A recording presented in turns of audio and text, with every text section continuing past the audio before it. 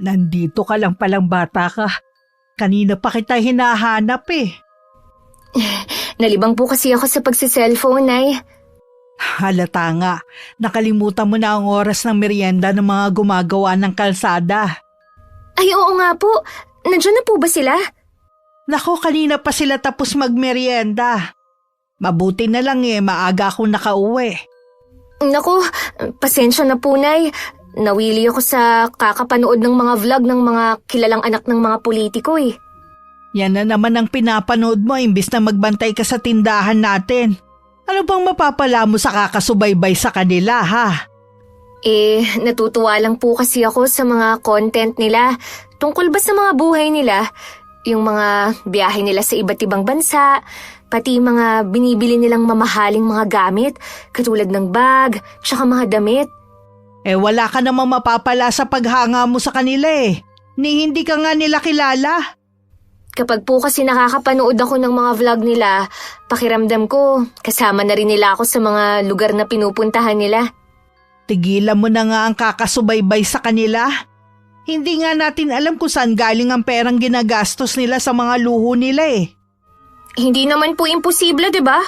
Mayaman ang pamilya nila. Marami silang pera. Yung isa po sa kanila mayor ang ama. Tsaka may mga negosyo po sila. Ang iba po contractor ng mga malalaking kumpanya. Naku anak, napaka-inosente mo pa nga talaga. Wala kang alam. Siguro po, Nay, kung hindi kayo naghiwalay ni Itay, mayaman na rin tayo. 'Di ba, contractor din ang trabaho niya? Lahat kasi ng contractor na kilala ko, malalaki ang bahay, tsaka ang dami nilang sasakyan. Ito lang ang masasabi ko sa'yo, anak, ha?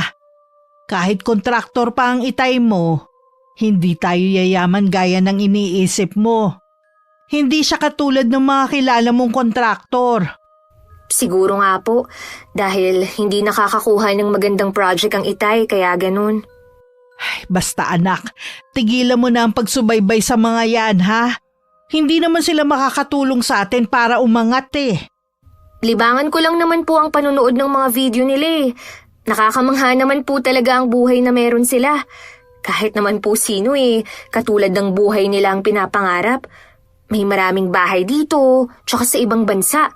May private plane pa, at napakaraming mamahaling sasakyan. Ay, ang swerte naman nila, Nay. Nasa kanila na ang lahat. Huwag mong kainggitan ang buhay na meron sila. Hindi nga natin alam kung saan ba galing ang ipinagmamalaki nilang yaman. Saan pa ba manggagaling ang pera nila? Tama na nga ang usapan na to. Bantayan mo muna ang tindahan natin, ha? May gagawin lang ako sandali. Sige na nga po, Nay. Doon ko na lang itutuloy ang panonood ko. Kami na lang ni Inay ang magkasama sa buhay mula na maghiwalay sila ni Itay. Kahit nagbibigay naman ng tatay ko, madalang naman kami magkita dahil sa probinsya na siya nakatira. Mula nang mauso ang mga vloggers, sila na ang mga sinusubaybayan ko araw-araw. Ang paborito ko nga ang mga sikat na lifestyle vlogger na paboritong ibida ang marangya nilang buhay na pangarap ng kahit sino. Ay, sana balang araw maranasan ko rin ng ganyang buhay. Magsusumikap talaga ako para matupad ang pangarap ko. May sari-sari store si Inay na dati libangan lang niya. Pero ngayon kinukuhanan na rin namin ng pang-araw-araw na gastusin. Maliban pa doon, may 4 kaming paupahan na apartment. Kaya masasabi ko na maayos naman ang buhay namin kumpara sa iba. Malapit na po ang piyesta dito sa atin pero ang pangit pa rin ng kalsada. Wala tayong magagawa kahit magreklamo pa tayo. Kanino po ba kasing project yan? Kanino pa ba? Di kay Mayor Brent. Ay, kaya naman pala ang tagal. Kay Mayor pala. Alam nyo, kaduda-duda din ng biglang lobo ng yaman ng pamilyang yan eh. Ikaw na bata ka. Ayoko nagsasalita ka ng laban sa pamilya ni Mayor kapag nasa labas ng bahay natin. Mahirap na. Hindi natin alam kung sino ang nakadikit sa kanila. Alam mo naman dito sa atin, maraming balimbing. Hindi naman po lingid sa mga taga rito kung anong klaseng pamilya ang mga yun. Kita nyo nga, mula nang maging mayor yung si Brent, biglang naging mansyon ang bahay nila. Tapos, yung dalawang anak, sa abroad na nag-aaral. Buti sana kung hindi natin alam ang kabuhayan nila noong araw. Hindi natin sila pwedeng husgahan agad hanggat walang ebidensya. Hindi na po kailangan. Alam naman ng mga taga rito kung anong hocus-pocus ang ginawa nila para yumaman ng ganun. Isa lang ang opinyon ko. Marumi talaga sa mundo ng politika.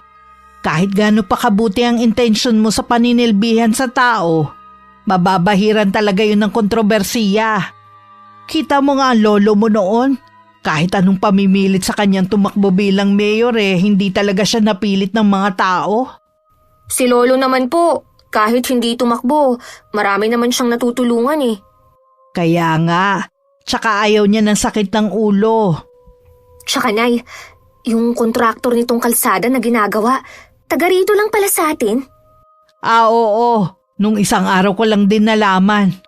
Nagtataka nga ako kung bakit kailangan ni sekreto pa eh. Malaki siguro ang kita ni Mang Nilo. Wala pang isang taon nakapagpatayo na ng malaking bahay. Kaya minsan, naiisip ko na kung hindi kayo naghiwalay ni Itay. Malamang, malaki na rin ang bahay natin. Bakit ba dyan na naman napunta ang usapan natin Kalsada ang topic natin kanina. Kaya ko lang naman po nabanggit itong kalsada dahil nga malapit na ang piyesta sa atin. Bala ko po kasing mag-imbita ng mga kaibigan.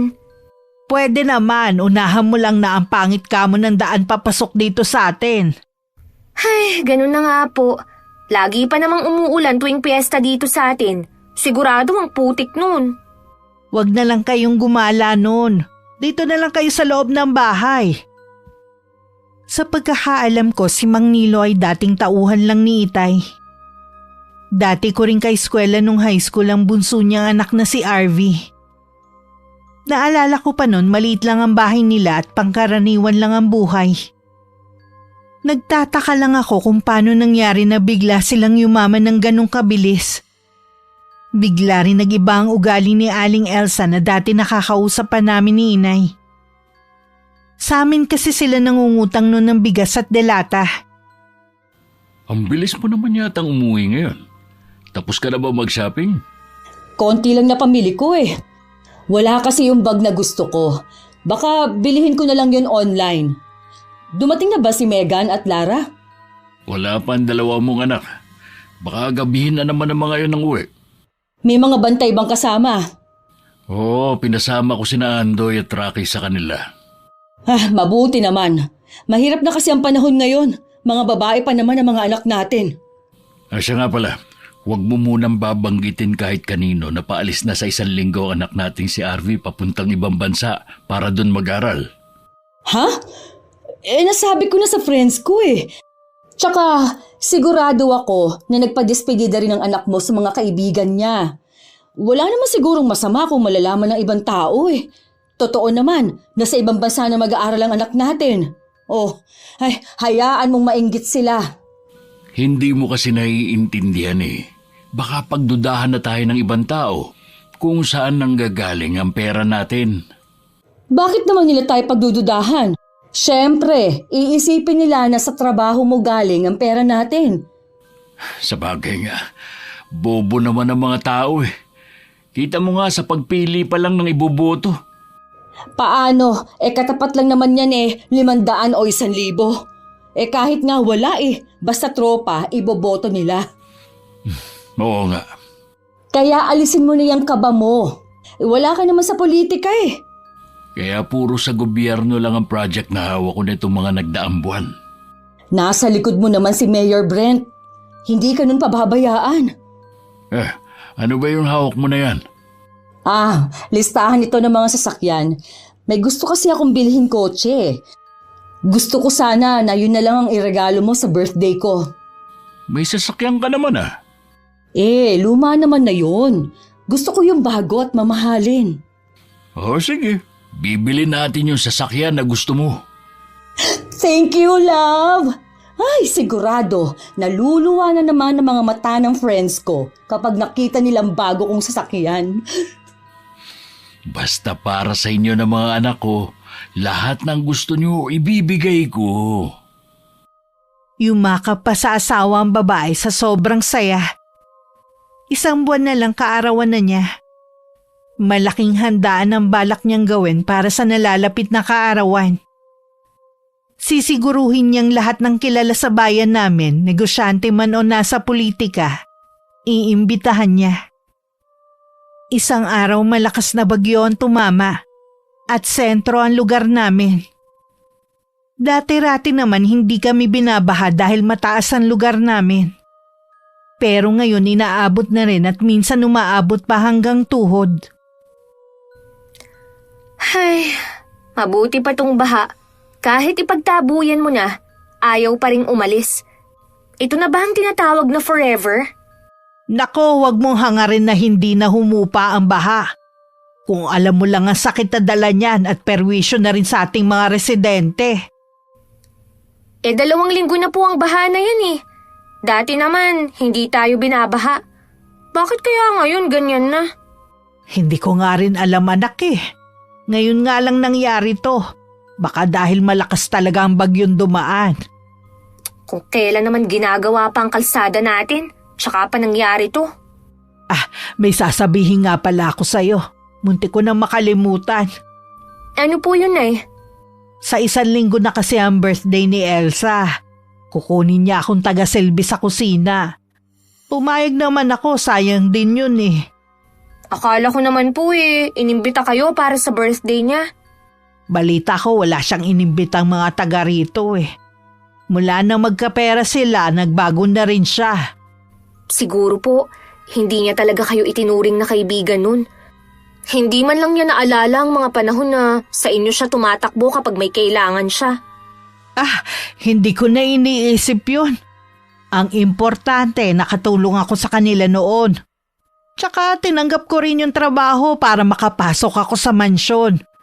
Gusto ko rin kasi makita ang loob ng bahay nila eh. Kahit naman po sino hinahangad na makapasok sa bahay na yun. Kukwento ko na lang sa'yo kung ano ang itsura ng loob. Nay, baka naman pwede niyong banggitin kay Mang Nilo yung mga utang ng mga tauhan niya dito sa tindahan. Hindi ka mo natin alam na basta na lang lalayas ng walang pasabi. Sige, kukuha lang ako ng tiyempo para sabihin. Kahit kay Elsa para masabi niya sa asawa.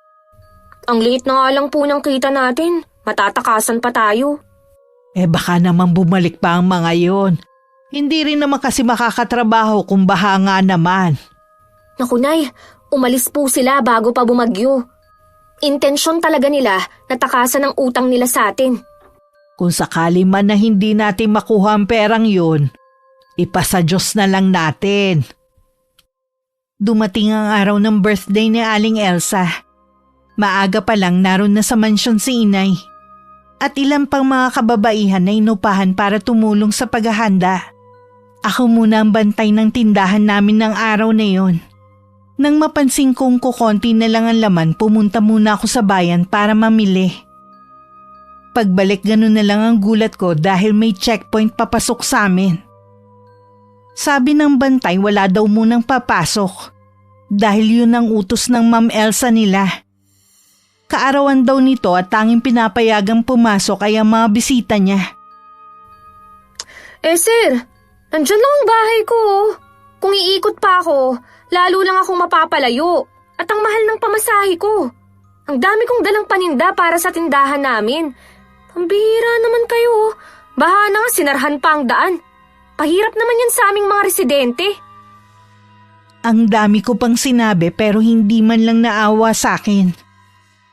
Nakita kong ipinagtulakan ng ibang tao na nagpupumilit na makapasok. Kesa ma-high blood ako at dun pa mawalan ng malay sa inis. Napilitan na lang akong tumalikod at tumikot para lang makauwi. Nagsisisi din ako kung bakit ko pa naisipang umalis ng araw na yun. Dahil mas malalim ang baha sa dinaanan ko, basa ako nang umuwi sa amin. Inumaga na rin ang uwi si Inay at halata sa kanya ang matinding pagod. Wala na muna sana akong balak sabihin. Pero nakarating na rin pala sa kanyang kaalaman ang ginawang pagsasara ng daan papasok sa lugar namin. Totoo po yun, Nay. Namili kasi ako ng paninda natin eh. Pagbalik ko may checkpoint na. Kahit anong pakiusap ko, hindi talaga ako pinadaan.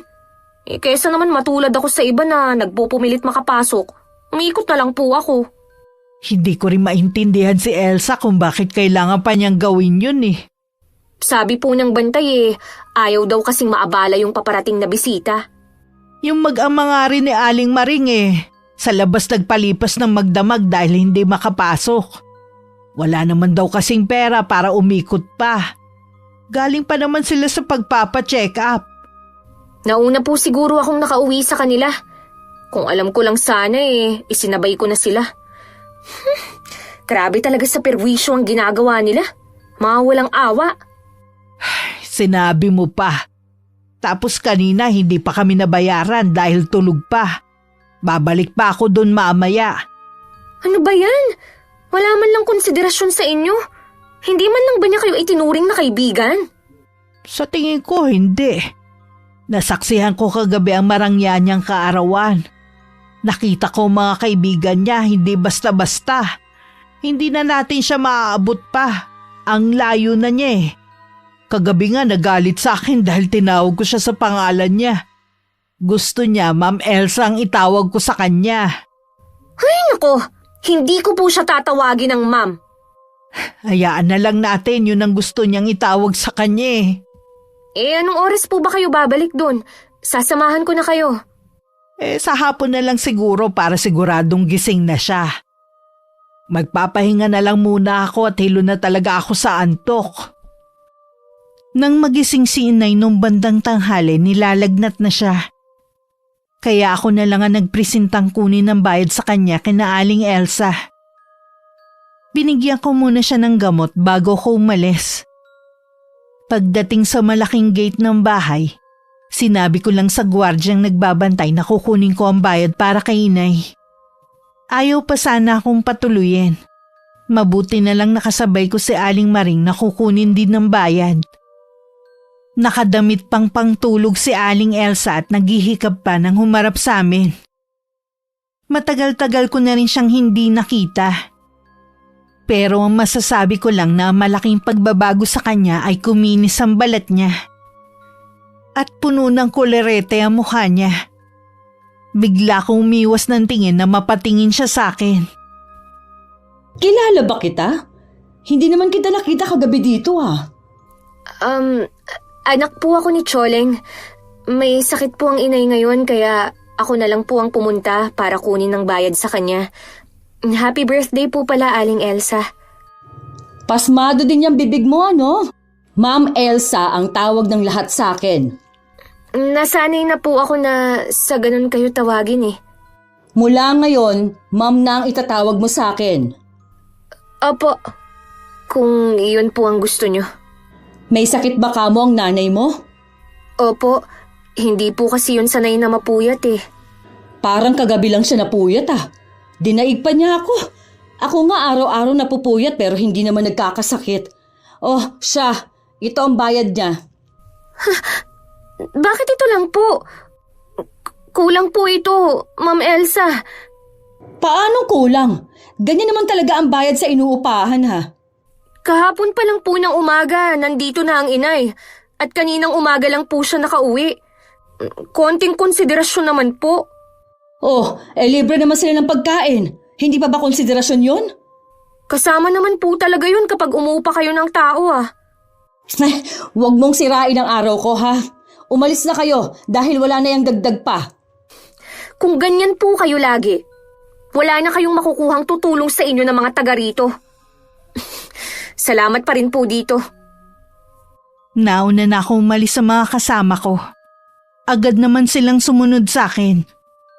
Maging sila hindi rin natuwa sa ibinayad sa kanila. Wala nga lang silang lakas ng loob na magreklamo. Lumapit naman si Mang Nilo sa asawa na mag-isa na lang to. Narinig niya rin kasi na nagrereklamo ako. Sana dinagdagan mo na lang para hindi nagreklamo yung babaeng yun. Tama lang naman ang bayad sa kanila. Libre na nga sila lang kain Tsaka mamimihasa ngayon na laging malaki ang bayad sa kanila. Ay mabuti sana kung sa susunod makukuha mo pa sila. Oo naman. Lalo na yung Aling Maring na wala namang ibang aasahan. Iisang anak lang naman na nagtatrabaho at may sakit pa ang asawa. Maiba nga pala ako. May natanggap akong reklamo galing sa barangay. Marami daw nagagalit dahil pinasaran natin ang daan kahapon dahil birthday mo. Para yun lang? Nagreklamo pa talaga sila sa barangay? Hindi ko naman habang buhay ipinasara. Sino ba yung mga nagrereklamo? Wala na namang problema. Kanina ko pa naayos. Sinabi ko lang naman sa'yo. Ay, ano ba yan? Ang saya ng selebrasyon ng birthday ko kagabi. Pagising ko, may mga issue na kaagad. Huwag ka na ma-stress. Maliit na bagay lang naman yun. Ang mabuti pa, luluwas na muna ako. Sa isang bahay muna natin kami tutuloy ng mga anak mo ng ilang araw. Plano kasi ng mga anak mo na mag-shopping at balak na rin mag-vlog kagaya ng mga influencer ng mga anak ng mga politiko. Ganun ba? Ay kahit ano pa yan. Alam mo namang suportado ko ang mga anak natin kahit anong gawin nila. Sabihan mo lang ako kung kailangan pa nila ng pera. Sigurado na matutuwa ang dalawang yon. Hinihintay ko na nga lang na magising at aalis na rin kami. Oh, aalis ka ba? Nakabihis ka kasi eh. Oo. May ka-meeting ako mga engineer. May bago kaming project na pag-uusapan. Matanong ko nga pala, kailan ba ulit aayusin itong kalsada natin? Hindi ko alam dahil naubos na ang pondo. Kaya nga pinalis na lang muna yung mga gumagawa dahil wala nang pampasahod. May binanggit pa naman si Choleng na kung pwede, ikaw na magbayad sa mga tauhan mong may utang sa tindahan niya. Sana binigyan mo na lang. Maliit lang naman yata eh. Sabi ko kasi sa kanya, sasabihin ko muna sa'yo. Wala naman akong kinalaman dun eh. Papupuntahin ko na lang si Andoy doon sa kanila para kunin ang listahan ng mga utang ng mga tao. Paano? Alis na ako. Baka malate pa ako sa pupuntahan ko. Mag-iingat ka ha. Kayo din ng mga bata. Abot tenga na naman ang ngiti ni Aling Elsa. Nasisiguro kasi niya nakikita na naman ng malaki ang kanyang asawa. Ilang sandali pa pinagising na niya sa mga kasambahay ang mga anak para makagayak na sila sa pag-alis. Samantala, hindi rin makapaniwala si inay na yun lang ang ibinigay sa kanya ni Aling Elsa. Alam niya kasi na hindi yun sapat sa pagod at puyat na kanilang dinanas. Hayaan na lang natin, huli na rin naman yun eh. Napansin ko na malaki na ang ipinagbago ni Aling Elsa sa itsura at ugali. Iba talaga ang nagagawa ng pera sa tao. May binanggit ba siya tungkol sa utang ng mga tauhan ng asawa niya? Wala po, Nay. Huwag na rin tayong umasa na mababayaran pa yun. Ang mabuti pa, kalimutan na lang natin ang pangyayaring to. Oo nga po. Wala rin namang mabuting maidudulot sa atin eh. Meron pala akong sasabihin sa'yo. Kaya pala wala si Arvy kagabi sa kaarawan ng ina, nasa abroad na pala. Doon na raw mag-aaral, sabi ng kasambahay nila. Nakatapos na yun ng kolehiyo ah. Kukuha daw ng panibagong kurso sa ibang bansa. Ang swerte naman ni Arvy. Swerte nga. Pero nakakapagtaka na kaya na pala ni Elsa na pag-aralin sa ibang bansa ang anak nila. Eto pa, hindi ko naman intensyon na malaman eh. Ang daldal ng isa nilang kasambahay. Marami na palang mga bahay ang mag-asawa. Kagabi nga ipinagyabang ni Elsa ang bagong sasakyan na regalo daw sa kanya ng asawa. Na ang halaga halos umabot na ng 10 milyon. Kaya naman po pala ganun na umasta si Aling Elsa. Sa sobrang dami na nilang pera, hindi na nga niya ako nakilala. Nung nandun nga ako sa kanila para talaga akong utusan lang. Kinalimutan na niya ang pinagsamahan namin. Baka hindi naman talaga niya ako tinuring na kaibigan. Marami naman po pala silang pera eh. Sana naman tapusin na nila tong kalsada. Aba, malaking abala na sa atin eh. Palay naman natin pinapahupa lang nila ang baha at saka nila itutuloy ang paggawa. Tuwing walang bumibili sa tindahan, puro Facebook at YouTube pa rin ang pinagkakaabalahan ko. Kaya ganun na lang ang gulat ko na makita sina Megan at Lara na nagva-vlog na rin. Ang fineflex nila ay ang pagsha-shopping nila sa pinakamalaking mall sa Maynila. Ginaya na rin nila yung ibang influencer na sinusubaybayan ko Ang dami agad follower. Mukhang nakuha nila agad ang interes ng mga tao. Pinanood ko pa ang ilang video ng magkapatid. Meron pang ang video kung saan sila nagpapasalamat sa ama nila. Kung hindi raw dahil sa kanilang ama, hindi nila mararanasan ang magandang buhay na pangarap lang ng iba. Mula nga nun sinusubaybayan ko na ang pagbablog nila. Ultimo pagkain sa labas, pineflex pa nila. Hindi ko tuloy maiwasang mainggit sa buhay na meron sila. May dinaramdam ka ba? Ilang araw ka na kasing parang matamlay Ayos lang naman po ako. Napapaisip lang po ako na ganito na lang ba ang buhay natin? Anong ibig mong sabihin?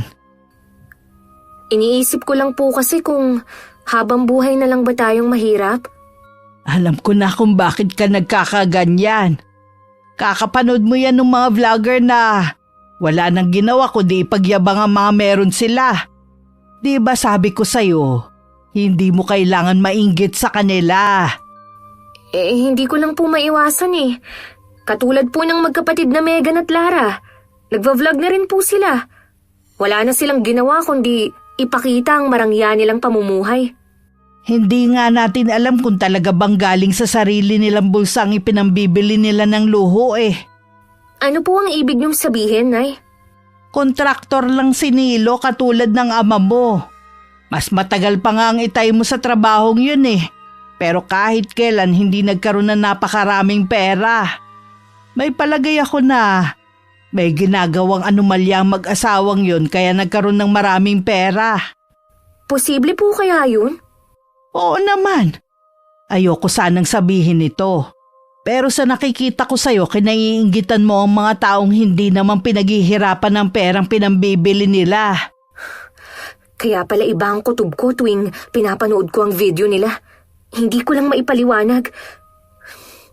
Sorry, Nay, Pinag-alala ko patuloy kayo. Natural lang na mag-alala ko dahil nanay mo ko. Alam ko din na masigit mo pa silang mahihigitan dahil wala kang inaapakang tao. Opo, Nay. Magsusumika po ako para magtagumpay at para din sa inyo. 1 taon na lang naman po magtatapos na ako. Mabuti pa. Iwasan mo muna ang pagbababad sa social media. Hindi naman niya nakakatulong sa'yo Nakakasama pa nga. Libangan ko lang naman po ito, Nay. O sige, ikaw na ang bahala. Inabala ko na lang ang sarili ko sa pag-aaral at sa pagtulong kay inay. Inisip ko na lang na maswerte pa rin ako dahil nakakapag-aral ako. At hindi nagugutom katulad ng ibang pamilya. Regular pa rin naman nagpapadala ang tatay ko at nakakaipon kahit papano. Lumipas ang mga araw, linggo at buwan. Tuluyan nang hindi naayos ang kalsada namin. Naiiwan yun na nakatiwangwang na lang. Tuwing umuulan din, madalas nang bahain ng lugar namin na lalong nakadagdag perwisyo sa mga tao. Dahil alam nilang si Mang Nilo ang kontraktor ng ginagawang kalsada, siya ang kinu-question nila. Nakasalubong ko sa labas si Kapitan. O ano ang sadya niya? Ang dami daw pumupunta sa kanya at tinatanungan tungkol sa inaayos na kalsada. Pati pagbaha sa lugar natin, kine-question na rin ng mga tao. Normal lang naman na bumaha dahil sa tag-ulan. Tungkol naman sa kalsada na yon, akala ko ba nagawa na ng paraan ni Kapitan? Oo nga kaya lang, laging nauungkat. Bakit hindi mo kausapin si Mayor Brent? Sa kanya naman ang project na yun Kung ako kasi ang tatanungin, mas gusto kong maayos na yon. Ayoko naman kasing kapag nakasakay ako sa kotse natin umaalog pa rin ako sa loob. Hindi na matutuloy ang paggawa ng kalsada, wala nang ang pondo. Ha? Saan napunta? Binili na ng bago mong sasakyan at luho ng mga anak natin. Wala ka bang bagong project? Siyempre meron. Hindi ako mawawalan basta nakadikit lang ako kay Mayor. Yun naman pala Ang mahalaga, hindi tayo mawawalan.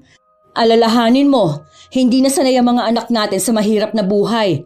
At ayoko na ring bumalik sa panghihiram ng bigas tuwing walang kakainin. Huwag kang mag-alala, hindi na tayo babalik sa ganong klaseng buhay. Pangako ko yan sa inyo ng mga anak natin. Tuwing naaalala ko kasi ang pangyayaring yun sa buhay ko, nakakaramdam ako ng matinding hinanakit sa buhay. Hindi mo na kailangang alalahanin pa nakaraan. Magpapabigat lang yun sa nararamdaman mo. Pipilitin ko na hindi na alalahanin ang bagay na yon. Mabuti naman. Ayoko na pati ang mga anak mo mag-alala sa'yo. Ang mabuti pa, sa labas na lang tayo kumain ng hapunan para naman marelax tayo pareho. Kasalukuyan si Inay ang nagbabantay noon ng tindahan nang dumating si Aling Elsa sa bahay namin. Labis naman ang ipinagtaka ni Inay. Pero hindi niya yun ipinahalata kay Aling Elsa. May mga kasama pang bodyguard ng babae na dinaig pa ang mga nasa politika. Naligaw ka yata, Ma'am Elsa. Dito talaga ang sadya ko. May kailangan kasi ako sa'yo. Sabihin mo na kung anong kailangan mo. Maya-maya kasi dadagsa na ang mga magmemeryenda sa tindahan ko Naghahanap kasi ako ng kasambahay. Pinaalis ko na kasi yung dalawa. Naalala ko yung anak mo. Baka gusto niya o di kaya kayo mag-ina para magkasama kayo sa trabaho. Nag-aksaya ka pa talaga ng oras mo para pumunta dito? Seryoso ako sa inaalok ko sa'yo kaya wag mo akong tawanan. Kita mo nga na may tindahan ako Ako pa talagang inaalok mo maging kasambahay sa mansyon nyo. Eh di yung anak mo na lang para naman makatulong sa'yo. Nakakatulong sa akin ng anak ko. At lalo pa niya akong matutulungan kapag nakapagtapos na siya sa pag-aaral. Nag-aaral pala ang anak mo. Hindi ko alam. Civil engineer ang kurso niya. Baka naman may mairerekomenda ka sa akin na pwedeng pumasok na kasambahay sa akin. Halika ng taong nilapitan mo. Kahit may kakilala pa ako, hindi ko mairerekomenda sa'yo dahil sa ugali mo. Ano bang problema mo sa ugali ko, ha? Huwag mong sabihing inggit ang pinagmumula ng galit mo. Hindi ako maiinggit sa'yo kahit kailan. Talaga? Hindi ka naiinggit sa akin na may malaki akong bahay at meron din sa ibang lugar? Sa mga kotse ko at mamahaling gamit? Imposible na hindi ka mainggit. Hindi ako maiinggit sa taong galing sa nakaw ang ginagasta. Ano ka mo? Ulitin mo nga ang sinabi mo. Ang sabi ko, siguradong galing sa kaban ng bayan ng perang ginagasta nyo. Dahan-dahan ka sa sinasabi mo, ha? Baka nakakalimutan mo kung sinong kaharap mo. Hindi ko nakakalimutan yung mga panahon na itinuring kitang kaibigan at dinamayan. Hindi ko akalain na dahil sa pera magbabago ka.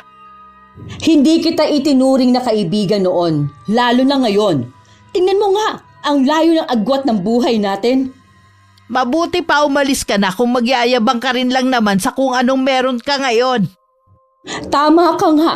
Nag-aksaya lang ako ng oras sa pagpunta dito. Itong tandaan mo, Choleng, ha? Hindi mo mararating kung ano ang narating ko. Hindi talaga dahil hindi naman ako magnanakaw. Tignan natin kung mapatunayan mo yung sinasabi mo. Oras na kasuhan kita. Nagpupuyos ang kalooban ni Aling Elsa na umalis sa bahay namin. Hindi na rin niya napansin na nakatayo lang ako sa gilid. Narinig ko din lahat ng kanilang usapan. Medyo kinakabahan din ako sa banta niya na kakasuhan niya ang inay. Nang makaalis ang sasakyan, tsaka lang ako lumapit. Samantala, galit naman inihagis ni Aling Elsa ang kanyang bag sa sofa pagdating sa kanila. Nagtataka naman na napatingin sa kanya ang asawa. Ano ba ang problema mo? Ginalit kasi ako ni Choleng Paanong ginalit? Nakipagkita ka ba sa kanya? Oo. Inaalok ko kasi sila mag-ina na pumalit sa dalawang kasambahay natin na umalis. Ang dami na kaagad niyang sinabi. Ano naman ang mga sinabi niya sa'yo? Marami siyang sinabi, Nilo. Mukhang alam niya kung saan nanggagaling ang pera natin Hindi siya katulad ng iba na tanga at bobo. Tinawag pa nga niya tayo mga magnanakaw. Sa tingin ko ang asawa niyang si Ferdy ang nagsasabi sa kanya. Sa pagkakaalam ko, matagal na silang hiwalay. Malay mo naman na nagkakausap pa sila. Maraming alam si Ferdy tungkol sa akin at kay Mayor Brent. Binantaan ko siya nakakasuhan dahil sa mga sinabi niya. Hayaan mo na lang sana.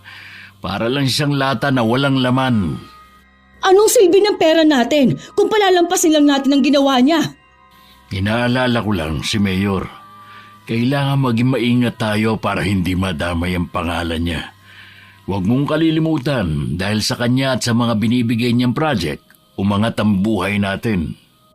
O sige, hahayaan ko na lang ang babae na yon.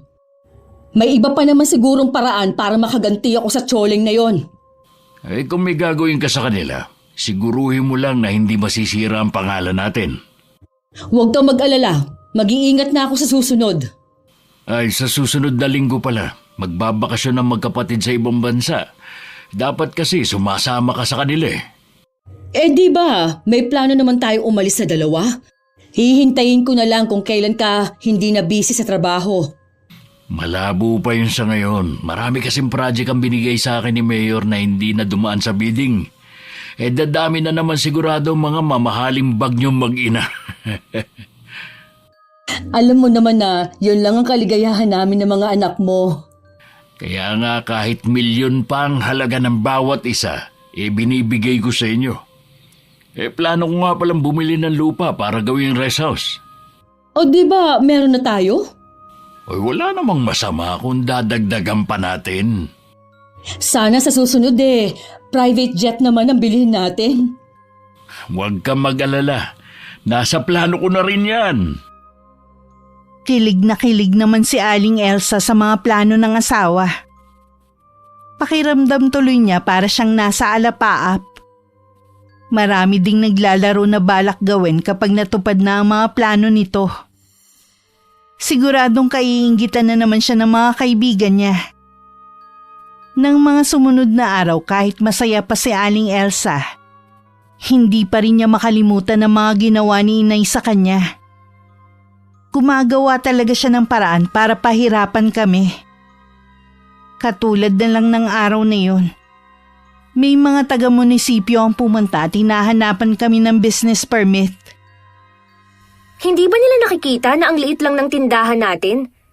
Dapat, yung ini-inspeksyon nila, yung malalaking tindahan o grocery. Mabuti nang sumunod na lang tayo kaysa naman pagmultahin nila tayo. Sigurado ako na si Aling Elsang may kagagawa nito. Masama ang mambintang, Shelo. Wala naman pong ibang gagawa nito kundi siya Kahit na, wala naman tayong pruweba na siya nga talaga ano po ang plano nyo ngayon? Isara na lang natin ang tindahan. Pero Nay… Meron pa naman tayong paupahan Doon na lang natin kukunin ang panggastos natin sa pang-araw-araw. Ay, sayang pa rin ang tindahan natin. Nakakainis naman talaga yung nagsumbong na wala tayong permit. May mali rin kasi ako Tiwala ko na kahit hindi ako mag-renew okay lang. Huwag nyo na pong sisihin ang sarili nyo. Wala naman kayong pagkukulang Iligpit na lang natin ang paninda. Mabuti na lang hindi pa tayo nakakapamili ulit. Sige po, Nay. Ilang araw din tayong mapupurga nito sa puro delata. Hayaan mo na. Kahit mapano marami tayong ulam. Hindi talaga patas ang batas sa bansa natin. Kung sino pa kasi ang lumalaban ng patas, siya pang ginigipit. Samantalang ang iba, na harap-harapan na ang pandaraya, mas pinagpapala pa. May araw din sila at magbabayad din sila sa mga nagawa nilang kasalanan. Kung hindi man sila maparusahan sa lupa, sigurado sa takdang panahon. Hindi na lang ako umimik. Inumpisahan ko na rin tanggalin ang laman ng mga eskaparate. May lungkot akong nararamdaman ng mga sandaling yun. Hindi lang kasi yung tindahan. Para sa akin yun ang takbuhan ko kapag natatakot at nalulungkot ako. Marami pang ginawa sa amin. Pero sa lahat ng yun, tahimik lang si Inay. Hindi siya nagreklamo sa barangay. Dahil alam namin na hindi rin kami papanigan. Wala man lang ba tayong gagawin, Nay? Anong gusto mong gawin natin gumante? Ano, susugurin natin ang bahay ng pamilyang yon? Sobra na po kasi sila sa ginagawa nila sa atin eh. Tayong maliliit lang naman ang kinakayan-kayanan nila. Kapag nakatapos ka na, aalis na tayo sa lugar na to. Yun lang ang naiisip kong solusyon kaysa patulan ng mga taong sakim. Pagdating sa kagipitan, wala man lang tayong malapitan na kahit sino. Hindi kita pinalaki na mahina at aasa lang sa ibang tao. Hanggat maaari gusto ko tumayo ka sa sarili mong mga paa para wala kang utang na dapat bayaran. Nag-aalala rin po kasi ako sa inyo eh. Paano po kung wala ako rito at saka sila bumalik? Wala pa namang pakialam ang mga kapitbahay natin. Hindi naman sa wala silang pakialam. Takot lang naman sila madamay Lalo na ngayon, lalo pang yumayaman ng mag-asawa. Ipinangangalandakan pa ng mga anak nila kung anong meron sila. May hangganan ng lahat ng yaman at kapangyarihan nila.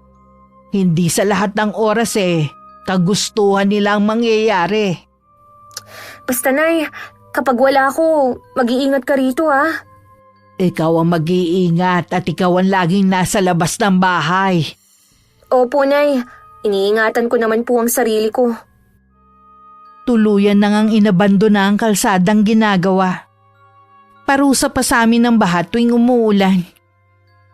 Habang nagdurusa ang mga tao, ang mag-asawa naman madalas naming malaman na nagpa-party sa bahay nila. Sa pilitan din nilang binibili sa murang halaga ang mga lupa sa lugar namin. Ano? Nasisiraan ka na ba ng bait ha? Ano bang mapapala mo kung bibilhin mo ang lupa ko ha? Alam ko naman na kapritsyo lang ang dahilan. May balak akong gawin sa lupang kinatitirikan ng bahay mo. Kaya nga gusto kong bilhin. Hindi ko to binebenta. Maghanap ka na lang ng ibang lupa dyan. Mahihirapan lang naman kayo mag-ina kung dito pa kayo titira sa lugar na ito. Ikaw lang naman na nagpapahirap sa amin dito Yang kasakiman ng pamilya mong sumisira sa katahimikan ng lugar na to. Ganun talaga ang labanan ngayon. Kung sinong nasa taas, siyang laging nagwawagi. Kaya ikaw, umayon ka na lang sa nangyayari. Hindi ako aayon sa'yo, Elsa. Sige lang, sambahin mo yung perang hindi naman talaga sa inyo. Darating ang araw, babalik din sa inyo mga ginagawa niyo sa mga tao. Ang dami mo na kaagad sinasabi. Ang gusto ko lang naman itong lupa ninyo. Umalis ka na. Hindi mo ako mapipilit. Katulad ng iba na sapilitan yung kinuhang mga lupa. Hindi ko sila pinilit. Binayaran ko sila para sa lupa nila. Huwag ka na nga magkaila. Hindi ako tanga para hindi malaman ang ginagawa niyo sa mga kapuspalad dito. Nasaan ba ang konsensya mo ha? Meron ka pa ba nun? Tingin ko wala Dahil ikaw mismo nilamon na ng kasakiman mo. Habang tumatagal, lalo mo kong ginagalit sa mga sinasabi mo. Bakit kasi hindi ka pa umaalis sa bahay ko? Para hindi ka manggalaiti sa galit. Wala ka ba papala sa pagpunta mo rito? May araw ka rin sa akin, Choleng. Hindi mo ako lubusang kilala. Hindi mo alam ang kaya kong gawin. Hindi mo rin ako lubusang kilala. Huwag mong ubusin ang pasensya ko. At hindi mo rin alam ang kayang gawin ng taong inaalipusta mo. Narinig ko ang lahat ng pinag-usapan nila. Kasalukuyan kasi kung nasa sala nun. Nang pumasok si Inay, bakas sa kanya ang pagkahapo sa pakikipagtalo kay Aling Elsa. Naupo muna siya sa katapat kong upuan at makailang beses huminga. Siguro para kalmahin ng sarili. Ayos lang po kayo, Nay? Oo, anak. Nakakapagod din pala ang makipagtalo. Sigurado na babalik pa ang mga yun dito sa bahay. Ako ang bahalang humarap sa kanila. Mag-focus ka lang sa pag-aaral mo. Paano po kung meron silang pinaplano para mapilitan tayong umalis sa bahay na to? Magagawa nila lahat dahil marami silang pera. Pero hindi nila makukuha ang bahay at lupa natin. Mas gusto ko pang ibenta to sa iba. Dadalawa na nga lang tayo Ayoko na may masamang mangyari sa inyo. Alisin mo yan sa isipan mo. Walang masamang mangyayari sa akin. Naisip ko na ibigay na lang kaya natin ang lupang ito at saka tayo magpakalayo-layo. Ganun mo lang kadaling ipapamigay ang lupang pamana pa sa akin ng mga magulang ko? Maiintindihan po nila yun. Ang importante ang kaligtasan natin. Hindi nagsalita si Inay pero alam kong pinag-iisipan na rin niya ang mga sinabi ko. Samantala dahil sa patuloy na pagtanggi ni Inay, lalo lang niyang ginalit si Aling Elsa. Ang dami niyang masamang plano sa amin. Minsan pag uwi ko merong humintong van sa tapat ko at pilit akong hinihila papasok. Mabuti na lang may mga taong nakakita at tinulungan ako. At may naghatid pa sa akin sa bahay. Akala ko po talaga na masasama na nila ako. Mabuti na lang po. May mga tao pa rin ang may mabubuting kalooban na handang tumulong. Oo nga anak, salamat sa kanila. Sinamahan din po ako ng isang alis sa pulisya para magpa-blotter. Pasensya ka na anak kung wala ko sa tabi mo nung kailangan mo ko. Akala ko may ginawa ka lang kaya hindi ka pa nakakauwi. Ayos na naman po ko. Natakot lang talaga ako. Kahit naman sino matatakot sa nangyari. Sino po kaya sila? At anong kailangan nila sa akin? Isang tao lang ang naiisip ko na posibleng gumawa nito. Pero walang ebidensyang magtuturo sa kanya. Si Aling Elsa po ba ang tinutukoy niyo? Wala nang iba.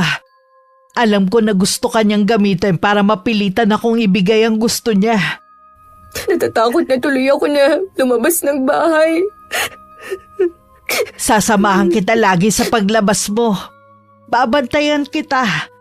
Hindi ako makakapayag na maulit ang nangyari sa'yo. Nakarating naman kay Mang Nilo ang ginawa ng asawa dahil nagsumbong sa kanya ang isang tauhan. Galit naman na kinausap niya ang babae sa ginawa nito. Wala ka na ba sa sarili mo para gawin yun? Ang daming nakakita sa nangyari. Sinabihan na kita na mag-iingat ka sa ginagawa mo dahil hindi lang pangalan natin ang masisira. Pasensya ka na, Nilo. Desperada na kasi ako kung paano ako makakaganti sa tsoling na yon. Hanggang ngayon, nagmamatigas siyang ibenta ang lupa niya. Yun lang ang dahilan mo para ipadukot ang anak niya, ha? Ang babaw naman ang dahilan mo. Tapos yung mga kinuha mong tauhan, puro palpak naman. Huwag ka na magalit sa akin. Hindi naman masisira ang pangalan mo dahil sa nangyari. Walang nakakaalam na akong nasa likod sa tangkang pagdukot sa babaeng yun. Bakit mo ba pinag-iinteresa ng lupa ng mag-inang yun? Ang dami namang lupa. Gusto ko lang kasi na mawala na sila dito. Wala akong pakialam kung saan sila mapunta pa. Basta ako, ayoko na silang makita. Dagdagan mo inaalok mo sa kanila para mapilitan silang ibigay ang hinihingi mo. Basta huwag ka nang gagawa ng ganong bagay. Oo na, hindi ko na gagawin yun. Nadala lang kasi ako ng nararamdaman ko Hindi na rin napigilan ni Inay na hindi sugurin si Aling Elsa. Hinintay lang niya na makaalis ang asawa nito bago siya nagpaalam sa gwardya. Sinabi lang niya na inaasahan siya ng amo at pag-uusapan nila ang tungkol sa lupa. Naniwala naman ang gwardya at pinapasok na siya. Anong ginagawa mo dito? Paano ka nakapasok? Pinapasok ako ng gwardya niyo. Sabi ko lang na inaasahan mo ang pagdating ko. Nagsinungaling ka pa talaga para lang papasukin ka. Bakit ka ba nagagalit ha? Ikaw nga basta ka nalang sumusulpot sa bahay ko Magkaiba yon. Ano ba kasi ang kailangan mo? Sabihin mo na at marami akong gagawin. Alam ko na ikaw ang gustong magpadukot sa anak ko. Ang lakas naman ng loob mo na pumunta dito at akusahan ako. Dapat talaga, nun pa kita kinasuhan nang madala ka. Gawin mo ngayon para sumingaw ang bahong tinatago niyo mag-asawa. Akala mo yata walang nakakaalam sa mga anomalyang ginagawa ninyo. Puro ka bintang, hindi mo naman kayang patunayan yung mga paratang mo.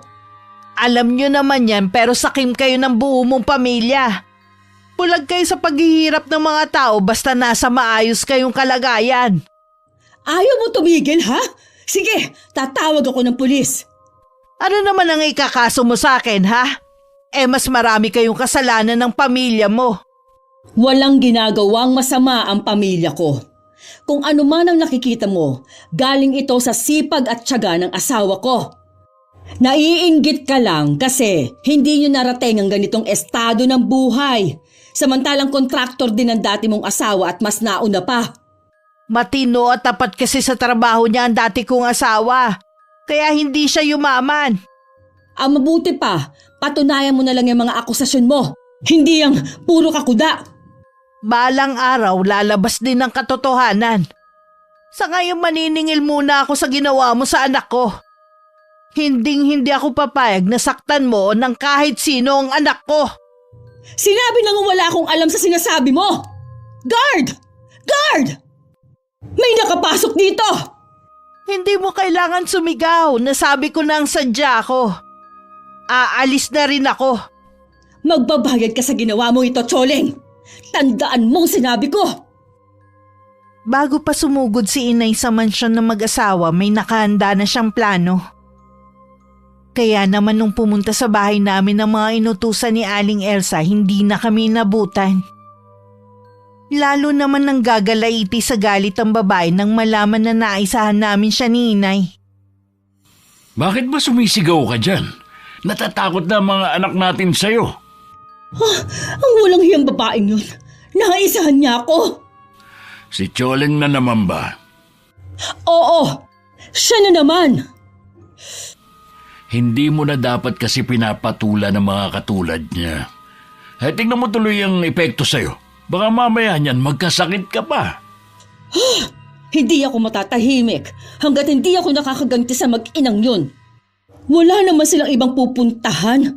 Siguradong babalik din sila sa bahay nila. Pabantayan mo ang bahay nila para alam natin kapag bumalik na sila. Pababantayan ko sa isa sa mga tauhan natin. Relax ka lang. Ang mabuti pa mag-shopping na lang kayo ng mga bata para mawala yung init ng ulo mo. Mabuti pa nga siguro. Ngumiti ka naman. Ikaw din, baka tumanda ka kagad kung lagi kang galit. Matanda na naman talaga ako. Kaya nga lalo kang tatanda niyan. Lalo mo pa talaga akong ginagalit Mag-ayos ka na nga lang. Aalis din ako ngayon at may kakausapin akong importanteng tao. Napapansin ko, napapadalas yata ang pag-alis mo. Trabaho ang dahilan ng lagi kong pag-alis. Isipin mo na lang sa bawat pag-alis ko, magpapasok ako ng pera sa bahay na ito. Kailangan ko pang sipagan para maibigay ang mga gusto ng mga anak mo. Palaki na ng palaki ang hinihingi nila. Sa bagay nga. Naisip ko nga din, sa ibang bansa na lang kaya tayo tumira. Hindi pa ako makakaalis dahil kailangan pa ako ni Mayor. Kailangan pa natin magpayaman ng gusto para kapag nagretiro ako, pwede na tayo sa ibang bansa tumira. Alam ko na matutupad ang pangarap natin na yan, kaya pagbutihin mo pa. Alam ni Inay na hindi kami titigilan ni Aling Elsa. Kaya minabuti naming lumayo na muna. Sa isang maliit na bahay na pag-aari rin ng nanay ni Inay kami tumutuloy. Medyo luma na ang bahay. Sa katagalan na walang nakatira, pinamahayan na ng mga gagamba at paniki. Konting linis lang naman, maayos na muling tingnan ng buong kabahayan. Magtatagal po ba tayo dito? Depende sa sitwasyon. Bakit ganun ang mapipera? Para tayong mga laruan lang sa kanila. Akala kasi nila kapag may pera na sila, wala nang makakatalo sa kanilang kapangyarihan. Doon sila nagkakamali. Okay lang naman po kung dito na tayo titira. Sawa na ako na lagi na lang nabababad ang paa ko sa baha. Kung hindi sa baha, sa putik naman dahil sira ang kalsada. Meron na nga pong alipungang paa ko eh. Malayo nga lang to sa mga kapitbahay. Ayos lang naman po kahit walang kapitbahay. Doon sa bahay natin, may mga kapitbahay nga, wala naman silang pakialam. Kailangan muna natin pag-isipan ang gagawin natin. Akala ko nga hindi mo magugustuhan dito dahil malayo nga. Okay lang naman po kung ibibenta na lang ang bahay natin. Dito na lang tayo tumira. Ay, magpahinga na lang muna tayo. Napagod ako sa paglilinis Mag-iikot lang po ako, Nay, ah. Mamaya na lang ako magpapahinga. O sige, huwag ka lang lalayo at hindi mo pa kabisado ang lugar na to. Pagkaalis ko, hindi naman natulog si inay. Pumasok siya sa isang kwarto na hindi namin nilinisan. Nakatambak doon ang mga iba't ibang kasangkapan na hindi na ginagamit. Isang baul lang nilapitan niya na nakalagay sa sulok. Binuksan niya yon at inilabas ang mga laman. Ayoko sanang gawin to pero pinipilit mo ko. Sumobra ka na ng tangka mong ipadukot ang anak ko. Humanda ka sa akin. Kahit sa pamamagitan man lang nitong gagawin ko, mabigyan ko ng hustisya ang mga taong inapi nyo. Hindi naman nagtagal, umuwi na rin ako. Puro puno at halaman lang naman ang nakikita ko. Malayo sa amin ang sunod na bahay. Sa ibang araw na lang ako mag-iikot-ikot. Sabi ni inay, hindi naman daw mahirap ang sakayan sa lugar. Medyo mahal nga lang ang pamasahe. Nakatulog po ba kayo, Nay? Hindi, iha. Gusto ko lang ilapat ang likod ko sa higaan. Saan ka naman nakarating? Dyan lang po sa malapit. Mapuno naman pala dito sa paligid, no, Nay? Kaya pala malamig ang klima. Hindi katulad sa inalisan natin. Talagang gusto mo dito Hindi naman po yata halata. Malapit mo na nga akong makumbinse na dito na lang tayo tumira. Kayo pa rin po ang bahalang magdesisyon sa bagay na yan, Nay. Gusto ko lang naman po kasi ng tahimik na buhay. Nang sumunod na araw, inasikaso agad ni inay ang pagpapakabit ng kuryente sa bahay. Hindi naman problema ang tubig sa amin. Dahil may sarili kaming poso sa likod ng bahay. Sa nakikita ko kay inay, parang gusto na rin niyang dun kami tumira. Hanggang isang araw, isang balita ang bumulaga sa amin. Kalat na sa social media at mainit na pinag-uusapan. Talagang may itinatago ang pamilya Bautista tungkol sa yaman nila. Sabi ko na sa'yo hindi sa marangal galing ang yaman nila. Paano kaya nila naaatim na gastusin sa mga luho nila ang pera ng mga tao? Inaasahan na magiging maayos na ang kalsada natin. Yun pala, ibinulsa na nila yung pera kaya hindi na natuloy ang pagpapaayos. Ayon pa sa balita maraming ghost project ang kinasangkutan ni Mang Nilo. Yan na ang umpisa ng pagbagsak ng pamilya nila. Sus! Sa dami po nang nakulimbat nila paanong bagsak ang mangyayari sa kanila? Mauubos din ang yaman na lagi nilang ipinagmamalaki. Kahit estudyante pa lang po ako, alam ko na malaki na ang ambag ko dahil nagbabayad na rin ako ng tax. Paano nila nasikmura na pag-interesa ng pera ng mga tao? Hey! Naku! Nakakagigil naman! Ang sobrang kasakiman ng mga namumuno at mga galamay nilang nagpapahirap sa ating mga maliliit na tao. Kung pwede nga lang silang parusahan ora mismo Kaya lang, panig nga palang hustisya sa mapipera. Hindi man sila maparusahang lahat. Kahit makaganti man lang sa mag-asawang Bautista. Paano pong ganti ang gagawin nyo? Bahala na. Nasabi ko lang naman yon dahil sa matinding galit Hindi ko pa rin kasi makalimutan ng ginawa nilang pagtatangka na dukutin ka. Kung talagang tama ang akusasyon sa kanila, dapat ikulong na sila bago pa makaalis ng bansa. Yun nga ang dapat. Pero mabagal ang mga tagapatupad ng batas dito sa atin Nang mga sandaling yon, nagpapanik na rin si Aling Elsa sa bahay nila. Ang mga anak naman nila na dinudumog ng bash sa mga social media account nila ay nag-deactivate na muna dahil sa walang tigil na pagbato sa kanila ng masasakit na salita. Anong gagawin natin, Nilo? Mawawala ang lahat ng ito sa atin? Pati ang mga anak natin nakakaranas na rin ng pambubuli sa mga tao. Huminahon ka muna. Nag-iisip na ako ng paraan. Sabi ng mga bata, susunod na lang daw sila kay RV sa ibang bansa. Natatakot na rin sila dahil nakakatanggap na sila ng pagbabanta. Hindi na nga sila makalabas ng bahay Mabuti pa nga at sumama ka na rin sa kanila. Hindi kita pwedeng iwan dito. Dadamayan kita sa lahat ng oras. Salamat naman at handa ka pa ring damayan ako. Asawa mo ko. Nangako tayo sa isa't isa noon na magmamahalan at magdadamayan habang buhay. Ayoko lang kasi kayong madamay ng mga anak natin. Di ba alin ang ako na lang ang managot sa lahat ng mga pagkakamali ko? Kaya mo lang naman nagawa yun dahil gusto mo kaming bigyan ng masaganang buhay. Kaya lang dumating na ang araw ng paniningil sa atin. Huwag ka mag-alala. Malilinis rin ang pangalan mo. Hindi ka naman siguro pababayaan ni Mayor Brent. Pati nga siya binabatikos ngayon at ang pamilya niya. Paano kaya nila nalaman ang mga katiwalaan ninyo?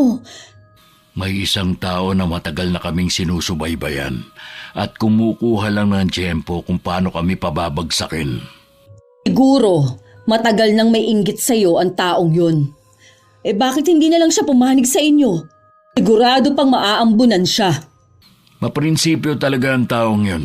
Hindi mo siya mabibili kahit buong yaman pa ng Pilipinas ang ialok mo sa kanya. Kilala mo ang taong nasa likod ng lahat ng to? Oo, si Ferdy. Siya ang nakipagkuntsabahan sa isang mayor din para masilip ang mga proyektong binigay sa amin. Ang dating asawa ni Choling? Ang walang hiyang yun. Nagparamdam ulit para sirain ang buhay natin. Ay, sumpain siya! Isama na ang mag-inang yun. Pinapahanap na nga si Ferdy kung nasan siya ngayon. Wala na siya sa probinsya nila eh. Hindi kaya magkakasama silang tatlo? Kaya bigla ring nawala ang mag-ina? Posible din na magkakasama silang nagtatago ngayon. Lalo tuloy nadagdagan ang galit ko sa mag-inang yun. Humanda sila. Oras na makita ko sila. Bumalik si Inay sa dati naming bahay para kunin ang ilang gamit na naiwan. Meron din siyang kinausap na kaibigan para tulungan siya kung paano maibebenta ang bahay namin. Kinuha na rin niya ang bayad sa upa sa mga apartment. Paalis na sana siya nang biglang dumating si Aling Elsa. Sa wakas, nagpakita ka rin. Ang laki ng atraso mo sa amin. Ikaw ang may atraso sa amin ng anak ko. Nakalimutan mo na bang ginawa mo? Nakakapagsisi nga na hindi nadukot ang anak mo. Hayop ka talaga! Wala kang kasing sama! Para kang walang anak na babae Hindi na nakapagpigil si Inay. Nasabunutan na niya si Aling Elsa. Gumanti naman ang babae at doon na lumapit ang driver nito. At tinulak si Inay habang inaalalayan ng amo. Agad namang tumayo si Inay habang matalim ang titig sa kaharap. Ang lakas sa loob mong saktan ako! Sino ko ba sa akala mo, ha, Choleng? Maaaring wala ako sa paningin mo. Pero ako hindi umangat dahil sa pagnanakaw. Anong sinabi mo? Imbis na pinag-aaksayahan mo ng panahon ng pagpunta mo rito, bakit hindi mo nalang harapin ang patong-patong na kaso ng asawa mo? Sigurado naman ako nakasama ka rin sa mga gumawa nun. Patutunayan ko sa'yo at sa iba pa na malinis ang konsensya namin. Wala kaming ginagawang masama. Sa marangal na paraan namin nakuha ang yaman namin. Yung mga taong nagsasabi na galing sa nakaw ang pera namin, sila yung matindi ang inggit sa amin. Sama mo na ang dati mong asawa. Paano naman nasama si Ferdy dito? Siya lang naman ang nasa likod ng lahat ng ito. Nagkukunwari ka pa? Alam ko namang magkakasama na kayo ngayon. Matagal na kaming hindi nagkikita ni Ferdy. Kaya huwag mo kaming maiuugnay sa kanya. Dahil wala akong alam sa mga pinaggagawa niya. Andoy, hawakan mong babaeng yan. Isasama natin siya. Huwag kayong lalapit. Subukan mo lang lalaki kundi sisigaw ako. Hindi na katulad ng dati ang mga taga rito na takot sa inyong mag-asawa. Ngayon alam na nila kung bakit sila naghihirap at nagtitiis sa baha. Baka kuyugin kayo at hindi na kayo makauwi ng buhay. May araw ka rin sa akin. Hindi lang ito ang huli nating paghaharap. Siguro nga magkikita pa tayo. Pero hindi na ganyan ang ayos mo. Iraman ang pangalan namin mag-asawa. Hindi na mawawala ang yaman namin. Sisiguruhin ko naman na habang buhay kayo magdurusa ng asawa mo. Igaganti ko ang anak ko at ang mga taong ninakawan mo. Ano naman ang magagawa ng isang tulad mo, ha? Dahil sa marami ka ng pera, nakalimutan mo na ang minsan na ipinagtapat ko sa'yo. Wala akong maalala sa mga sinabi mo noon. Paano? Hindi mo naman talaga akong itinuring na kaibigan. Ginamit mo lang ako noon para hingan ng tulong. Hindi ko alam ang mga sinasabi mo. Sige lang, itanggi mo ngayon. Balang araw, maaalala mo rin ang lahat ng sinasabi ko. Sandali lang, Choleng. Huwag ka munang umalis. Gusto mo ba talagang subukan ng mga tao rito? Ipipilit mo pa rin na isama ko ng labag sa kalooban ko, ha? Sige, umalis ka na. Mabilis nang lumayo si Inay. Inikot naman ni Aling Elsa ang paningin sa mga taong naroon na galit pang nakatingin sa kanya.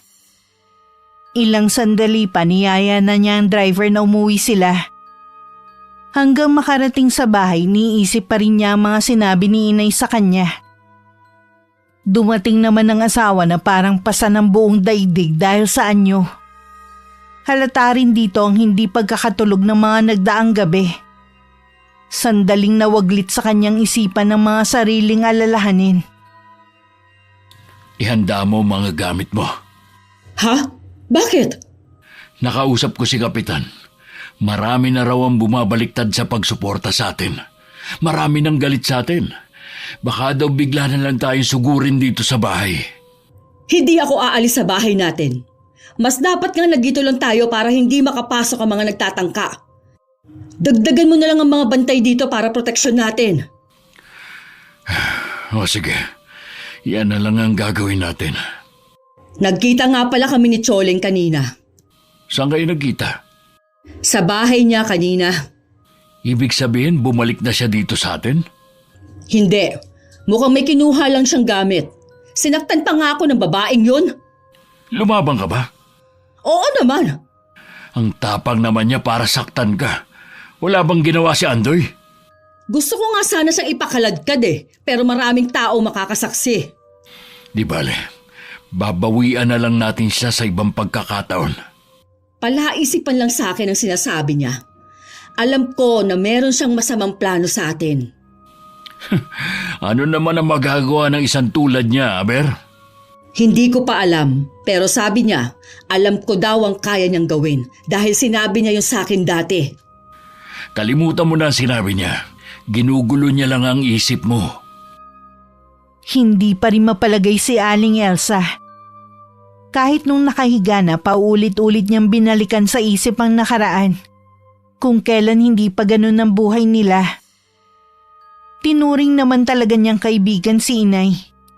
Pero nung magbago ang buhay nila, pinaiwas na siya ng asawa niya. Malalim na ang gabi nang makatulog si Aling Elsa. At doon na nga siya dinalaw ng masamang panaginip.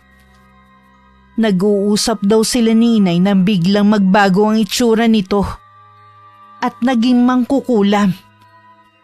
Mga yugyug sa braso ang nagpagising sa kanya. Nilo? Nananaginip ka yata ng masama. Umuungol ka kasi. Oo. Naalala ko na ang sinasabi ni Choleng. Ano ba ang napanaginipan mo? Nilo, naalala ko na may alam pala sa itim na karunungan si Choleng. Sa akin lang niya sinabi yun. Inaral daw niya yun sa lola niya. Sigurado ka ba dyan? Oo, sigurado ako. Anong gagawin natin? Alam kong maghihiganti siya sa atin. Kung totoo yung sinasabi mo, katapusan na natin. Pwede nating takasan ang galit ng mga tao pero hindi siya. Kahit saan tayo magtago, masusundan niya tayo. Anong gagawin natin? Kailangan natin siyang mahanap para makahingi ng tawad. Ikaw naman kasi, bakit mo siya ginalit? Gusto mo pang ipadukot ang anak niya? Ilang beses na kitang sinabihan na huwag mo na siyang patulan pero sumigi ka pa rin. Huwag mo na akong sisihin pa. Natatakot na nga ako eh. Ipapahanap ko siya. Kung kailangan magbayad ako ng malaking halaga, gagawin ko. Bilisan mong paghahanap sa kanya. Baka bilang na lang ang mga araw natin. Bakit ba sunod-sunod ang mga problemang dumarating sa atin? Matatapos din ang mga ito. Ang paghahanap muna kay Choling ang unahin natin. Masasabi kong tahimik at masaya naman kami sa bago naming tinitirhan. Sa social media na lang din kami nakikibalita sa mga ganap sa mag-asawang Bautista. May kumakalat din na chismis na umalis na rin daw ang 2 anak ng mga to papuntang ibang bansa para takasan ang panguusig ng mga tao. Wala nga lang patunay kung totoo nga ang balitang kumakalat. Ibig pong sabihin, silang mag-asawa na lang ang nakatira sa malaking bahay nila? Tsaka yung mga kasambahay nila, syempre. Tigas din ang mga mukha nila, no? Nakausap ko nga yung kakilala natin dun eh. Yung pinagbabantay ko ng bahay natin. Handa raw magbayad ang mag-asawa sa kung sino makakapagturo ng kinaroroonan natin. Ginawa naman nila tayong parang kriminal, samantalang sila itong maraming atraso. Eh kahit ubusin pa nila ang yaman nila sa paghahanap sa atin, hindi nila malalaman kung nasan tayo. Ang laki na nga ng problema nila. Nag-aaksaya pa talaga sila ng panahon para hanapin tayo. Hayaan natin silang mabaliw sa kakahanap sa atin. Oo nga, no, Nay. Ay, nako. Ibibilad ko na nga muna tong mga nilabhan ko para matuyo na agad. May kutob ako kung ano ang dahilan ng paghahanap niyo sa amin. Siguro naalala na ni Elsa ang sinabi ko noon na lihim na pagkatao ko. May sinasabi ka ba, Nay? Ah, wala anak. Ituloy mo na ang ginagawa mo. Pupunta muna ako sa kusina, ha? Lumipas ang mga araw at linggo. Hindi pa rin kami natatagpuan ng mga taong inutusan ng mag-asawa na hanapin kami. Habang tumatagal para nang mababaliw sa kakaisip si Aling Elsa. Habang ang asawa naman, abala sa mga kaso na kailangan harapin niya. Hindi kaya nagsinungaling lang sa'yo si Choling noon? Sana nga, nagsinungaling na lang siya sa akin. Pero masama ang kutob ko. Tigilan mo na kasi ang pag-inom ng alak. Hindi naman kasi nakakabuti yan eh. Kaya din kung ano-anong pumapasok sa isip mo. Yan lang kasi nagpapalimot sa akin kaya kailangan ko ang alak. Pareho lang tayo ng pinagdadaanan. Kailangan mo maging matatag. Hinihintay pa tayo ng mga anak natin. Namimiss ko na ang mga anak natin. Kailan kaya natin sila ulit mayayakap? Parang gusto kong pagsisihan na hindi pa tayo umalis ng bansa. Nahihiya lang kasi ako kay Mayor Brent na iwan siya sa ere. Pwede naman tayo umalis ah. Ganun na nga lang ang gawin natin. Sundan na natin ang mga bata, Nilo. Huli na ang lahat, Elsa. Gustuhin ko mang umalis, hindi na maaari. May whole departure order na ako. Ha? Bakit ngayon mo lang sinabi? Sana nakagawa pa tayo ng paraan. Ikaw, may pagkakataon ka pang umalis. Sundan mo na ang mga bata sa ibang bansa. Doon pwede kayong magbagong buhay. Hindi ko kaya na habang masaya at tahimik kaming namumuhay ng mga anak mo sa malayong lugar. Naghihirap ka dito. Hindi ako aalis. Mas gusto ko pang samahan ka dito. Sa mga susunod na araw, baka isa-isa nang mawala sa atin ang lahat ng ito. Hindi. Ayoko na bumalik sa dating buhay. Wala ka na ba magagawang paraan? Kahit si Mayor Brent wala na ring magagawa. Matibay kasi mga ebidensya laban sa kanya. Bumaliktad na rin ang mga dating kampi sa kanya.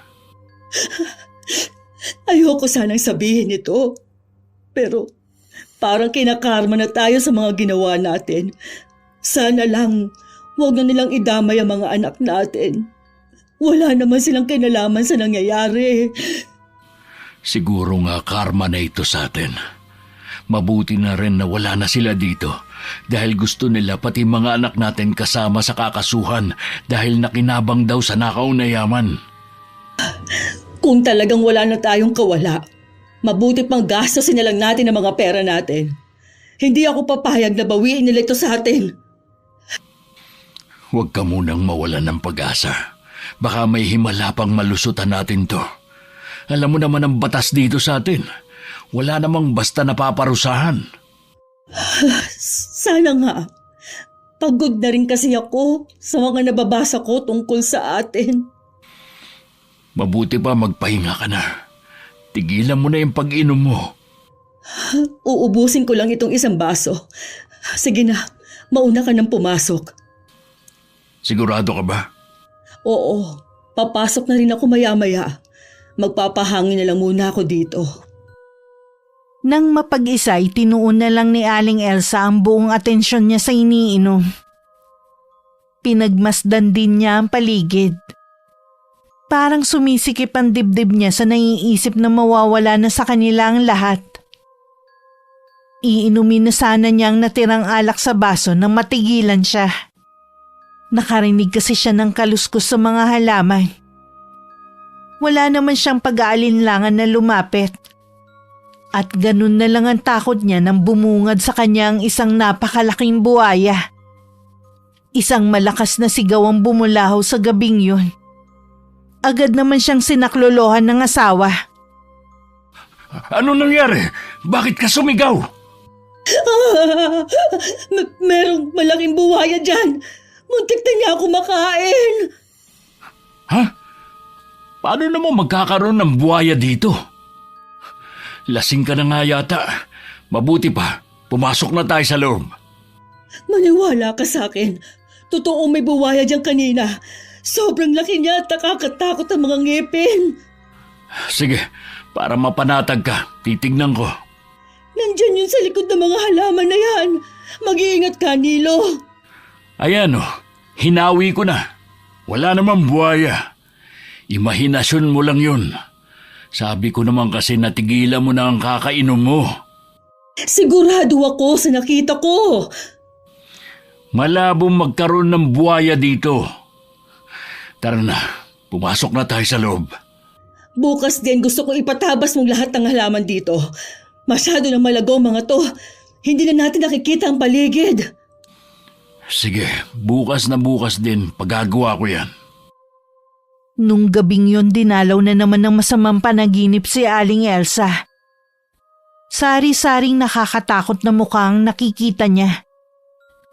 Pilit siyang hinihila sa madilim na parte. Nagigising na lang siyang sumisigaw at umiiyak. Kahit ang asawa, labis na rin nag-aalala sa kanya.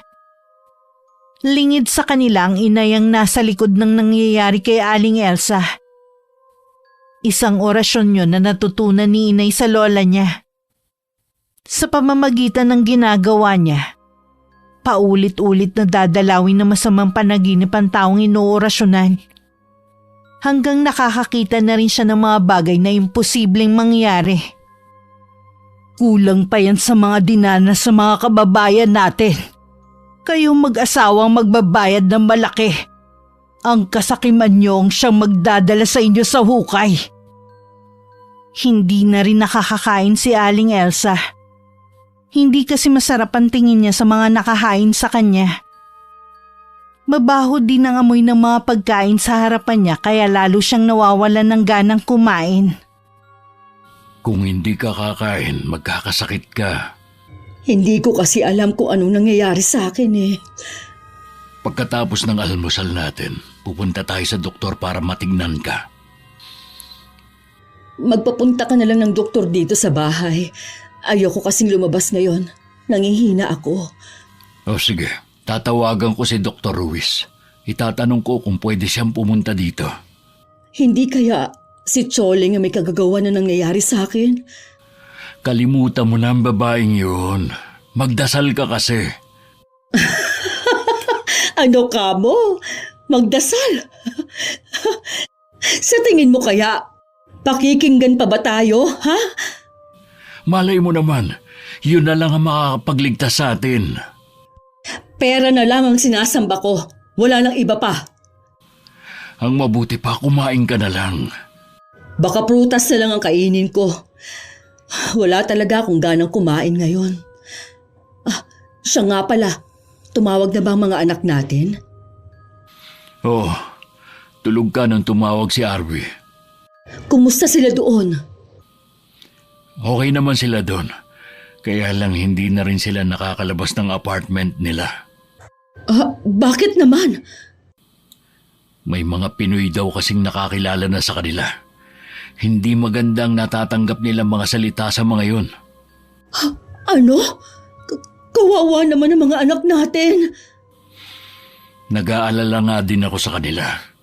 Binalaan ko si Arvy na ingatan ng mga kapatid. Akala ko pa naman maayos na ang lagay nila doon. Sapat naman ang pera nila. Kung sakali may masamang mangyari sa atin dito, hindi sila magugutom. Huwag na lang silang uuwi dito sa atin. Mas gusto ko pang habang buhay na silang hindi makita kesa kasama nating magdusa. Mamaya, tatawagan ko rin sila. Gusto ko rin marinig ang kanilang mga boses. Nakikiusap ako sa iyo, Elsa. Alang-alang sa mga anak natin. Kailangan mo magpalakas. Huwag mong hayaan na dapuan ka na sakit. Kaya kumain ka na kahit wala kang gana. Sige na nga. Alang-alang sa mga anak natin.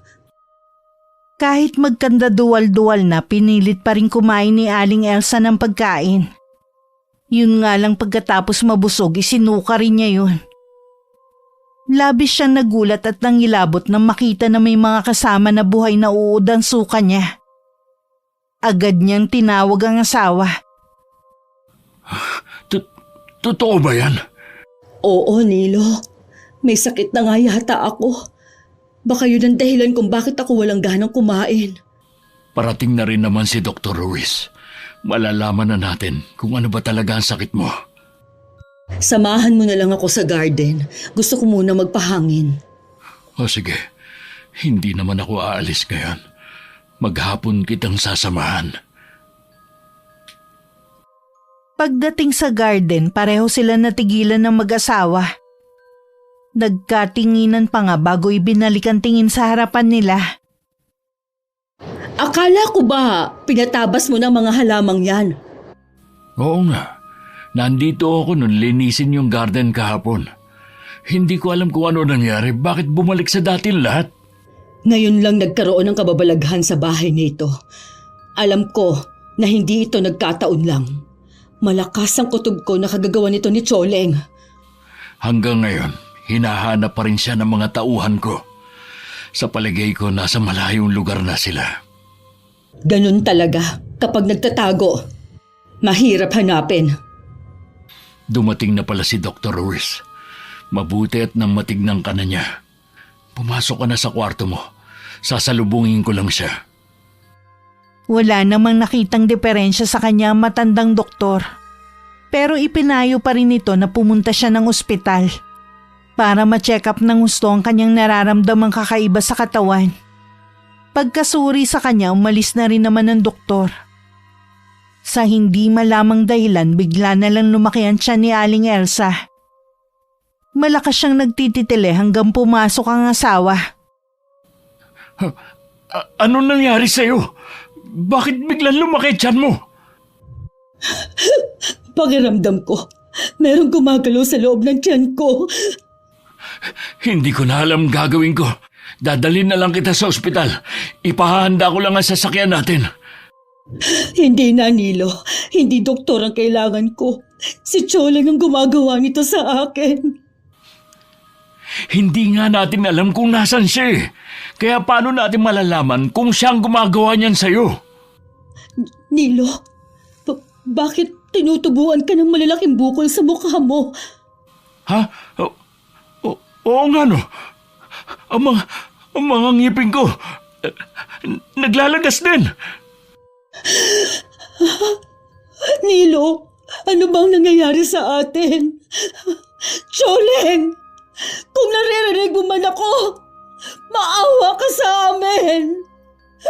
Huwag mo kaming parusahan ng ganito! Anong ingay yun? Naku po! Bakit? Anong nakikita mo sa labas ng bintana? Pinasok na tayo ng mga tao, galit na galit. Sinisira na nila mga gamit sa labas. Kailangan nating makaalis dito. Ayokong abutan nila tayo. Sandali lang, hintayin mo ako rito. Lumabas ng kwarto si Mang Nilo. At makalipas lang ang ilang sandali, namumutla siyang pumasok muli. Napansin din ni Aling Elsa na lalong lumalaki ang mga bukol nito sa mukha, na parang pumipintig-pintig pa. Alam niya anumang sandali merong lalabas doon. Hindi na tayo makakalabas dito. Nakita kong binubugbog nila ang mga tauhan natin. Sa bintana na lang tayo makakadaan pero napakataas naman. Ito na ang katapusan natin, Nilo. Tanggapin na lang natin na hanggang dito na lang tayo. Pagpasok ng mga tao sa silid ng mag-asawa, nagulantang sila sa naabutan. Magkatabi ang dalawa at naliligo sa sariling dugo. Wasak ang mukha ni Mang Nilo at kita na ang bungo at labas ang isang mata. May ahas na lumabas doon. Si Aling Elsa naman sabugan siya at nagkalat pa sa saigang mga insekto. Naging palaisipan sa mga nakakita ang totoong nangyari sa mag-asawa. Kumalat sa buong social media ang nangyari sa kanila. Sabi ng mga tao dahil sa matinding usig ng konsensya kaya nagpakamatay ang mga yun.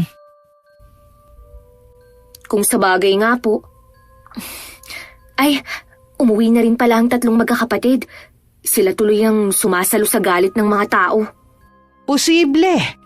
Tandaan mo, mas matinding kalaban ng usig ng konsensya. Balita ko nga po balik na sa dati ang buhay nila. Ay, parang gusto ko ring maawa sa kanila. Pwede naman silang hindi na umuwi dito sa atin eh. Pero mas pinili pa rin nilang puntahan ng libing ng kanilang mga magulang. Oo nga po pala. Sandali lang, Nay, ha? Mabuti pa gumayak ka na. Baka biglang dumating ang tatay mo. Ako kanina pa nakabihis. Muling nagkaayos sa mga magulang ko at nagkalinawan na rin. Hindi na rin kami bumalik sa dati naming bahay at tuluyan na lang lumayo. Pagkatapos kong makagraduate, agad ako nakapagtrabaho. May sarili na akong pamilya noon nang ipagtapat ni inay na binarang niya ang mag-asawa. Tinanong rin niya ako kung gusto ko bang manahin ang itim na karunungan niya. Tumanggi ako at mas gusto kong mamuhay ng walang sinasaktang tao at may takot sa Diyos. Wakas. Nandito ka lang palang bata ka. Kanina